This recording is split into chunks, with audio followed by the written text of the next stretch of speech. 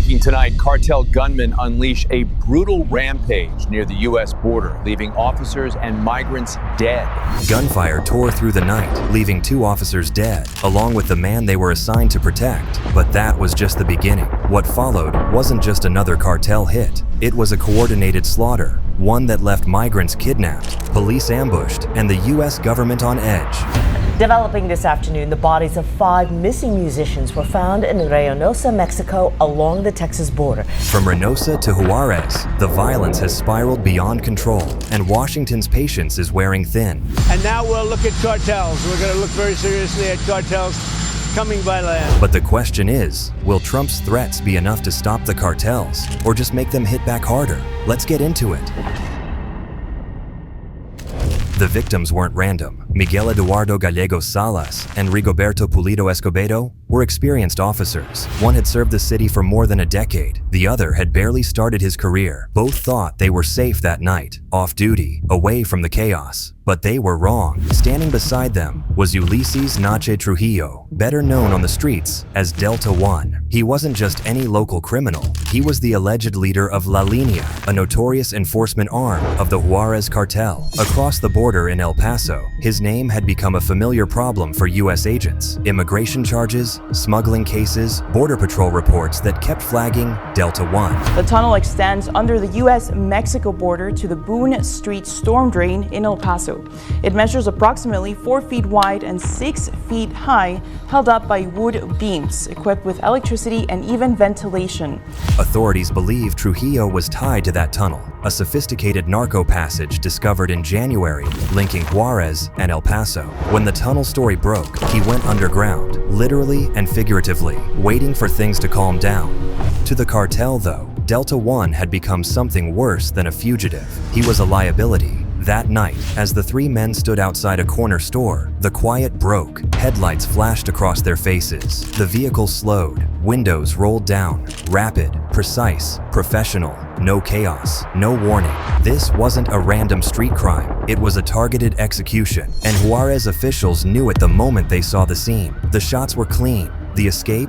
Fast. Almost immediately, whispers spread through the city's underworld. La Empresa. César Jauregui Moreno, recientemente nombrado, confirmó que se trabaja en la investigación en relación a la posible operación de una nueva célula criminal. Se denomina La Empresa.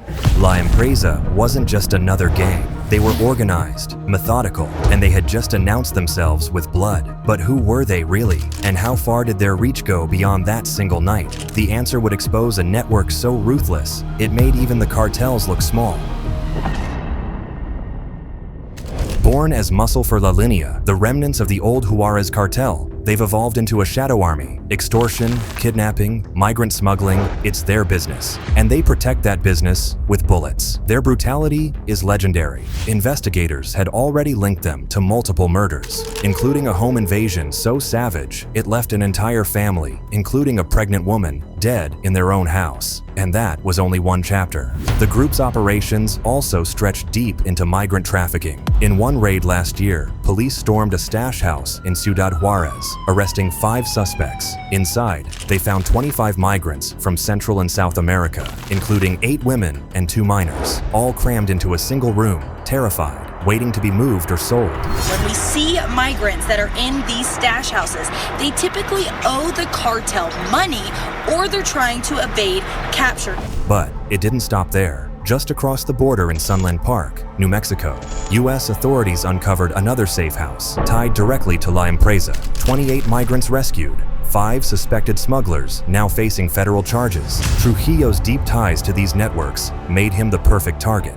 But hitting him while he was flanked by 2 off-duty cops sent a louder message than anyone could ignore. Not even cops can shield those who cross us. This single hit didn't just silence a man, it ignited a city. Fear rippled through Juarez as cartel enforcers tightened their grip. More bodies filled the streets, migrants vanished, and the local police, they'd just lost 2 of their own. The border had seen blood before, but this time, it was only the beginning. The city was already on edge, but what Juarez police uncovered next made it clear this wasn't just one hit. It was a war in motion. Just days after the execution, a neighborhood patrol spotted 3 men stepping out of an SUV in Lázaro Cárdenas. They weren't hiding their weapons. They weren't even moving fast. They walked like men who owned the streets. State police followed. A quiet chase turned into a violent takedown. When officers stormed the house the men ran into, they didn't just find a few pistols. They found an arsenal. 38 assault rifles stacked against the wall, handguns, ammunition boxes, tactical vests. It looked less like a safe house and more like a staging ground. But that wasn't the only thing inside. Crouched in a corner, terrified, were 3 migrants, kidnapped and waiting for ransom calls that might never come. Their families had been threatened. The suspects? Jose Uriel, 26, Jesus Roman, 21, and Ricardo N., 22. Not low-level runners. These were soldiers for La Empresa, the same shadow cartel tied to the deadly ambush. Inside that house, police didn't just make arrests. They pulled back the curtain on the machinery behind the chaos. Smuggling networks, ransom operations, firepower built to challenge the state. Authorities launched a full-scale sweep called Operation Black Warrior. Within hours, they seized 45 illegal firearms and arrested 10 cartel members. On paper, it was a win. But on the streets, something felt wrong. For every man they cuffed, there were 5 more watching from the shadows. Locals whispered that the real bosses hadn't even blinked. That night, Juarez didn't exhale in relief. It held its breath, because when a cartel loses its guns, its hostages, and its foot soldiers, it doesn't surrender. It hits back harder. The sun hadn't even set on Juarez's fear before the violence spilled over the borderlands. Hundreds of miles away in Tamaulipas, the cartel answered the raid the only way it knew how, with blood. According to the official version, the elements were traveling in a convoy when a white van allegedly tried to attack one of the National Defense Units, which caused the military personnel to fire their weapons, resulting in the death of 5 people, 5 civilians dead at the scene and 1 more who died on the way to the hospital, in addition to 3 people being injured. On a quiet stretch of highway, bodies started turning up. Migrants, civilians, people who were simply trying to get north. They weren't caught in crossfire. They were targets. One night, Mexican soldiers responded to what they thought was a routine chase. A white pickup truck had tried to ram their vehicle. Seconds later, soldiers opened fire. By the time the gun smoke cleared, 6 people were dead, 5 at the scene, 1 on the way to the hospital. The government called it a security operation. Locals called it something else, a massacre. And this wasn't an isolated hit. The officers were conducting their operational patrol when they were ambushed by heavily armed civilians who repeatedly fired at this unit, this patrol car. Well, these security forces died on the spot. These criminals not only fired, but they also burned the patrol car along with the bodies inside. Just weeks earlier, 5 police officers in Chiapas were ambushed and executed in Frontera Comalapa. Gunmen, suspected members of CJNG, opened fire without warning. Their patrol truck was later found burned to the frame, flames still licking the asphalt like a cartel signature.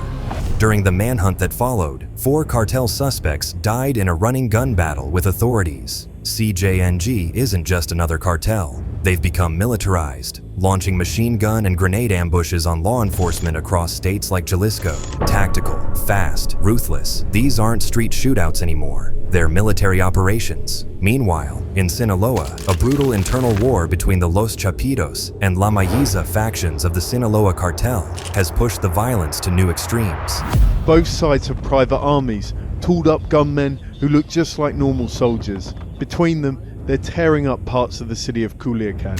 It's the worst violence in 15 years in a city known as the cartel's epicenter. 50 officers have been killed in the state this year alone. One of them was Jorge Luis Casillas Torres, a 42-year-old municipal officer ambushed while driving his personal vehicle through the Villa Bonita neighborhood. Gunmen intercepted him, opened fire, and left him dead behind the wheel. We will fully cooperate with the Attorney General's office to find those responsible, the local police vowed. But on the ground, officers knew the truth. They were being hunted. Across Mexico's border states, patrol cars have become moving targets. Uniforms no longer offer protection. They're bullseyes. And the message from the cartels couldn't be clearer. We're not hiding anymore. You are. Juarez was the spark. Tamaulipas, Chiapas, Jalisco, and Sinaloa are the fire. And as the flames spread, the border isn't just dangerous, it's becoming a battlefield, and no one is safe. Crossing the U.S. border has always been dangerous, but lately, that danger has more than doubled. In the El Paso sector alone, migrant deaths have skyrocketed since Operation Lone Star began in 2022. By mid-2025, investigators had discovered 27 sites where human remains were found scattered across the desert, and every year, that number keeps climbing. Why? Because stricter enforcement pushes migrants deeper into the desert, into the harsh, remote terrain where the real predators wait. Not just the heat, not just exhaustion, but cartels. 2 extra deaths now. The number of migrants dying while trying to reach a better life in the U.S. is on the rise. The Sinaloa Cartel and CJNG now control these smuggling routes, and they don't let anyone pass without a price. Migrants are extorted, ransomed, sometimes disappeared. One migrant described how cartels force them to join the organization, and if you refuse, they take you out. And something that it's, they don't like, they're gonna take you out. They always want to have you underneath of your food. Cartels use these people, families, children, workers, to fund their war and send a message. We own this road. And it's not just the northern border that's bleeding. In Chiapas, a violent turf war between rival cartels has turned migrant corridors into killing fields. Innocent civilians have been caught in the crossfire, including a teenager and 2 nuns gunned down in 2025. These are not random crimes, these are tactics of terror. Cartels use brutality to control movement, choke off rivals, and turn human suffering into currency. And sometimes, that terror wears a familiar face. In May 2025, 5 Mexican musicians from the band Fugitivo were lured to Reynosa, Tamaulipas, just miles from the U.S. border, with the promise of a performance. Instead, they were abducted and executed by members of the Gulf Cartel. The musicians from the Mexican regional Grupo Fugitivo were reported missing on Sunday. Authorities say the men were kidnapped on the way to a gig. Local media reported that their bodies had been burned. 9 suspects believed to be part of a cartel have been arrested. 9 suspects were arrested, but arrests don't erase the message. No one is safe on cartel-controlled ground. Not migrants, not civilians, not even artists. And every crossing now comes with the same silent question: will they make it to the other side or vanish in the sand? With cartel ambushes turning highways into war zones, migrant kidnappings spiking, and police officers being gunned down in broad daylight, the border crisis has reached a breaking point. And more than ever, Donald Trump isn't pulling punches. And now we'll look at cartels. We're going to look very seriously at cartels coming by land. In a stunning escalation, Trump declared that drug cartels are unlawful combatants. According to a classified memo, the U.S. now considers itself in an armed conflict with them. Tonight, the Pentagon taking new steps to use military force against drug cartels. In a memo sent to Congress, the White House saying the U.S. is now in an armed conflict with the narco gangs and labeling their members not just as criminals, but as enemy combatants. The document invokes presidential war powers, framing cartel drug trafficking as an act of war that now justifies military force. Trump has even ordered the Pentagon to conduct operations against them pursuant to the law of armed conflict. This is no longer a metaphorical war on drugs. It's being framed as a real war, and Trump isn't bluffing. In the past few weeks, the U.S. military has carried out 5 deadly strikes against boats in the Caribbean, allegedly ferrying drugs. 5 people were killed. The strikes came after a massive maritime buildup, 8 warships and over 5,000 sailors and Marines, moving closer to cartel routes than ever before. But the battlefield isn't just the sea. Behind the scenes, Trump quietly expanded the covert authorities of Central Intelligence Agency, granting permission for lethal targeting of cartel members. The CIA now flies armed, capable surveillance drones over Mexico, tracking cartel movements with military precision. Publicly, it looks like pressure. Privately, it looks like preparation. And when the first drone crosses that border, it won't be a war on drugs anymore. It'll be war with the cartels. And wars like that don't just hit their targets. Innocent people become collateral. Despite Donald Trump's hardline stance and his threats of drone strikes, Mexican cartels aren't shrinking. They're mutating. Mexican drug cartels are getting into crypto. You heard that right. This is all part of a complicated international money laundering scheme that the cartels are using to fuel their drug industry and ultimately poison more Americans. From the Sinaloa Cartel to the CJNG, these groups have grown into multi-billion-dollar criminal empires, armed not just with rifles, but with code, crypto, and silence. They move faster than the government's trying to stop them, adapting, splintering, and evolving like insurgent states, wrapped in digital smoke. The Sinaloa cartel using cell phone data and surveillance cameras to find and kill FBI informants. Because this isn't a gang war anymore. This is a parallel power, thriving on both sides of the border, feeding on corruption and fear. And in parts of Mexico, cartels don't just defy the state, they replace it. And that's the scariest part, because if they're bold enough to keep killing cops, even after Trump's threat of war, then what's stopping them from bringing that war to us?